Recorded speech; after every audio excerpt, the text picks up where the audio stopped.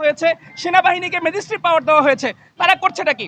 এত এত সেনাবাহিনী, তারা করছেটা কি? এত এত ম্যাজিস্ট্রেট পাওয়ার দেওয়া হয়েছে বিভিন্ন বাহিনীকে, বিভিন্ন প্রশাসনের বিভিন্ন পর্যায়ে, উপর থেকে নিচ পর্যন্ত বিভিন্ন লেয়ারে সিন্ডিকেট মেনটেন করার জন্য বিভিন্ন লেয়ারে আমাদের প্রশাসনিক কর্মকর্তারা নিয়োগ রয়েছে। সুতরাং তাদের কাজটা কি? আমরাই যদি যে দোকানগুলিতে আমাদের প্রতিরোধ গড়ে তুলতে হয়, যদি আমাদেরই সচেতন হতে হয়, তাহলে তাদেরকে ম্যান্ডেট দেওয়ার কোনো কারণই আমরা আমাদের নিজেদের পক্ষ থেকে দেখছি না। সুতরাং আমাদের বার্তা খুবই স্পষ্ট। বৈষম্য বিরোধী ছাত্র আন্দোলন এখানে একদম স্পষ্ট জানাতে চাচ্ছে, আমরা গত বছর যেই লাগাম টেনে ধরতে দেখেছি, আমরা দেখছি এই বছর সেই লাগাম আগের মতো টানা নেই এবং ঊর্ধ্বগতি গত বছরের তুলনায় এই বছর অনেক গুণ বেড়ে গিয়েছে। সুতরাং এখানে একটা জিনিস স্পষ্ট যে সমস্ত সিন্ডিকেটের সাথে নতুন অন্তর্বর্তীকালীন সরকারের কোনো না কোনো মহল আতাত করে নিয়েছে।